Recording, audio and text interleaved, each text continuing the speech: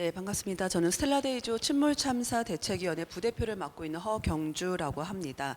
스텔라데이지호 미수습자 가족이기도 합니다. 저는 오늘 이 자리에서 이런 재해로 인하여 실제 피해를 입은 피해자로서 저희가 바라보는 중대 시민재해 예방에 대한 관점을 좀 말씀드리고자 합니다. 제가 법적 전문가는 아니기 때문에 이것은 피해자의 관점에서 저희가 만 8년 이상, 지금 9년째 이렇게 더 이상의 중대재해가 발생하지 않기 위한 운동을 하고 있는데요.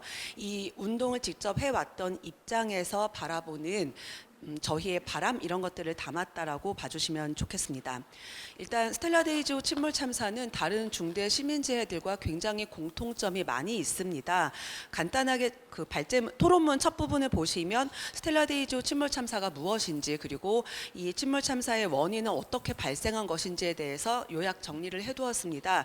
물론 스텔라데이지호는 현재 아주 깊은 바닷속 심해 속에 잠겨 있는 상태고, 이 스텔라데이지호를 실제로 심해 수색을 하기 전까지는 정확한 원인을 알 수는 없는 상태이지만, 그나마 가장 권위가 있는 공공기관인 부산 해심원에서 스텔라데이지호 침몰의 원인을 세 가지로 정리하고 있는데요. 격창적재, 그리고 불법으로 선박을 개조했던 것, 그리고 선박 유지 보수를 제대로 하지 않았던 것, 이 세 가지를 들고 있습니다. 구체적인 내용은 직접 읽어봐 주시길 부탁드리고요. 이 내용을 여기에 써놓은 이유는 다른 시민재해들과 굉장히 유사점이 있기 때문입니다. 다른 시민재해들도 마찬가지로 사전에 경고가 있었고 위험 신호가 있었음에도 불구하고, 그리고 즉 자연재해가 아니었음에도 불구하고 제대로 된 관리라든지 조치가 없었기 때문에 이런 참사가 발생하게 되었다는 점, 이것 때문에 스텔라데이지호의 침몰 원인에 대해서도 제가 간단하게 기록을 해두었습니다. 76페이지 다부터 보도록 하겠습니다. 스텔라데이지호는 폴라리스 쉬핑의 경영진이 노후 선박의 위험성을 충분하게 인지하고 있으면서도 안전관리나 정비를 등한시했기 때문에 발생했던 대표적인 사례입니다. 정자교 참사, 오송 참사, 아리셀, 그리고 제주항공 여객기 참사까지도 모두 다 이미 구조적 위험이 존재했거나 혹은 기존에 위험 신호가 발생을 했었습니다. 그럼에도 불구하고 적절한 예방 조치가 이루어지지 않았기 때문에 이런 참사가 지속적으로 발생하고 있다라는 공통적인 문제점을 발견할 수가 있었습니다. 그렇기 때문에 저는 중대시민재해가 발생하게 되는 그 이유에 대해서 생각을 한번 해보았습니다. 먼저 예방 조치가 부족했다는 것, 그리고 위험 신호를 무시했다는 것입니다. 스텔라데이지호 침몰 참사에서도 선체가 균열이 있었고, 그리고 변형이 일어났고, 그 변형이 전문가들조차도 이렇게까지 심각한 변형은 본 적이 없다라고 했음에도 불구하고 이런 모든 문제점들을 알고 있던 경영진들은 오직 영업이익 때문에 혹은 비용 때문에 제대로 된 예방 조치를 하지 않았습니다. 정자교 참사 역시 아까 손익찬 변호사님께서 발표해 주신 것처럼 지속적으로 균열과 부식이 있었음에도 불구하고 제대로 된 조치가 이루어지지 않았고요. 오송 참사, 그리고 제주항공 참사 역시 모두가 마찬가지였습니다. 이런 예방 조치를 제대로 하지 않았던 것 때문에 결국에는 커다란 참사로 이어진다는 것, 이것이 수많은 사례들을 통해서 저희가 뼈저리게 느끼고 있는 사실입니다. 그리고 참사 발생 이후에 대응이 부실했다는 점도 똑같은 공통점이었습니다. 스텔라데이지호 침몰 참사의 경우 폴라리스 쉬핑은 정부에 침몰 사실을 신고조차 하지 않은 채 골든타임을 그대로 지나쳐 버렸고요. 그로 인해서 외교부는 국제사회의 공조를 얻을 수 있는 시간을 그대로 날려버리게 됩니다. 정자교 참사 역시 마찬가지입니다. 오송 참사, 제주항공 참사까지도 제대로 된 예방조치가 없었던 것도 문제이지만, 이런 참사가 발생하고 난 이후에 정부기관 혹은 책임 있는 자들의 구체적이고 효과적인 대응이 부실하였고, 그로 인해서 이후에까지 계속 참사로 인한 문제점이 확대되었다는 공통점을 찾을 수가 있었습니다. 그리고 79페이지 책임 회피와 법적 허점이 존재했다는 것도 똑같은 공통점이었습니다. 스텔라데이지호 참사 초기에도 이 선박회사인 폴라리스 쉬핑은 자사가 소유하고 있는 선박들조차도 수색에 제대로 투입하지 않았습니다. 그 이유는 이 선박들에게 영업이익을 준수해야 한다는 이유 때문이었는데요. 이후에도 폴라리스 쉬핑은 스텔라데이지호 침몰을 통한 보험금을 수령해서 그 보험금으로 새로운 선박을 건조하고, 그 새로운 선박을 통해서 창사 이래 최대의 영업이익을 매년 경신하는 등 매우 파렴치한 모습을 보이고 있지만, 그럼에도 불구하고 스텔라데이지호 침몰 원인을 밝히기 위해 위한 비용에 대해서는 눈을 감고 있는 모습을 보이고 있습니다. 정자교 붕괴 역시 지자체, 도로관리기관 그리고 시공사 간에서도 이 책임을 누가 질 것인가에 대해서 제대로 나눠지지 않고 있기 때문에 제대로 법적 처벌이 이루어지지 못하고 있다는 문제점을 찾을 수가 있었습니다. 오송 참사 역시 마찬가지였습니다. 여기 오송 참사 그리고 아리세 참사 유족들도 와 계시지만 저희 스텔라데이지호도 곧 9년 동안 이렇게 싸워오고 있습니다. 그렇다면 저희가 왜 이렇게 싸우고 있는가? 아까 아리세 참사 쪽에서도 오송 참사 쪽에서도 계속 말씀을 해주셨는데 더 이상 이런 하는 문제가 없었으면 좋겠다는 말씀들 해주셨잖아요. 그래서 저희 피해자 입장에서 바라는 예방 대책 그리고 개선 과제를 저희 입장에서 한번 정리를 해보았습니다. 중대시민재해 예방을 위해서 먼저 세 가지로 나누어 보았는데요. 첫 번째는 책임 소재가 명확하게 만들어져야 할 것 같다. 그리고 두 번째, 사전 예방책을 강화를 해야겠다. 그리고 세 번째, 피해자 보호 및 신속한 대응 체계를 구축해야 된다. 이렇게 크게 세 가지의 꼭지로 나누어서 설명을 드리겠습니다. 80페이지입니다.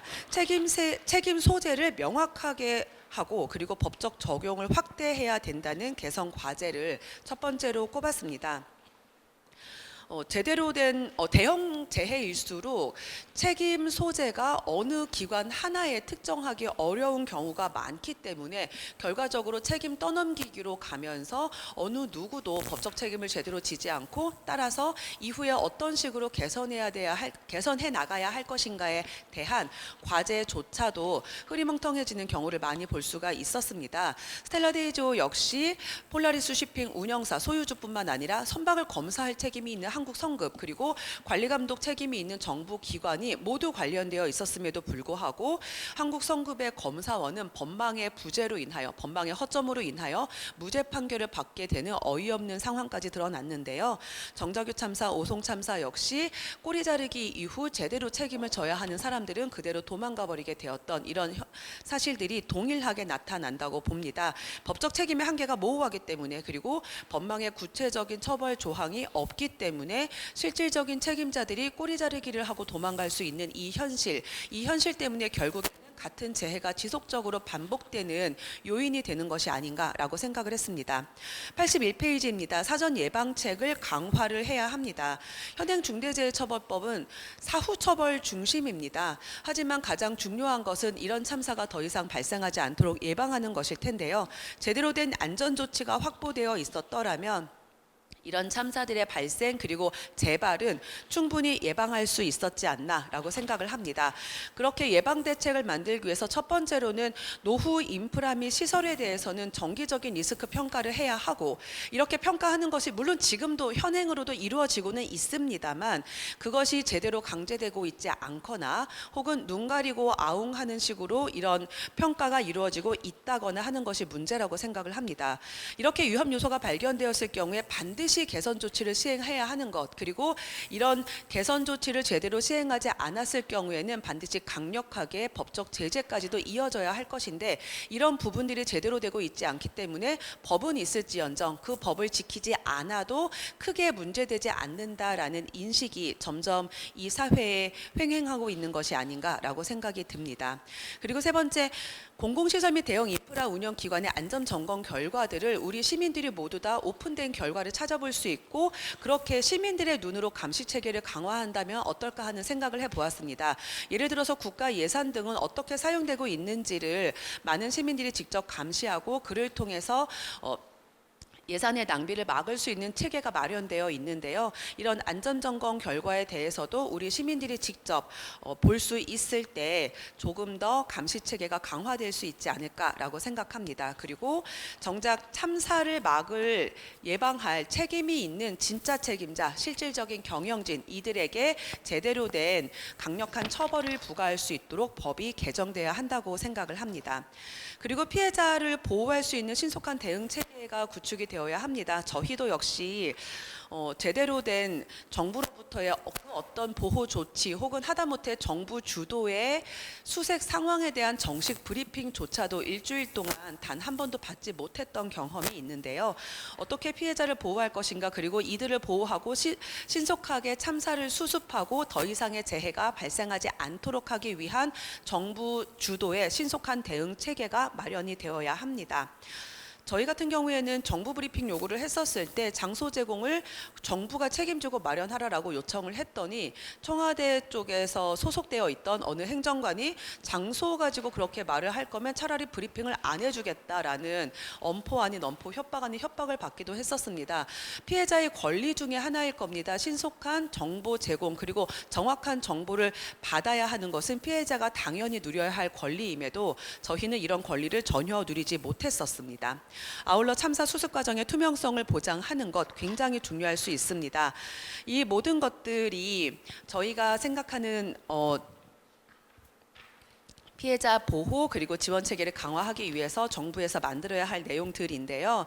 실제로 저희가 이런 활동들을 9년째 해오면서 정말 화가 나는 것은 저희가 이렇게 열심히 싸우고 있음에도 불구하고 모든 이런 악순환들이 현재 진행형으로 이루어지고 있다는 점입니다. 이제 드디어 사회적 합의가 중대시민재해 그리고 중대산업재해들을 제대로 처벌하고 더 이상의 참사를 막아야 한다는 쪽으로 형성되기 시작한 것 같습니다. 앞으로 이 중대재해 전문가 넷을 포함하여 저희 피해자들이 계속 힘을 합쳐서 더 이상의 이런 참사가 발생하지 않도록 같이 노력해 나갔으면 좋겠습니다. 감사합니다.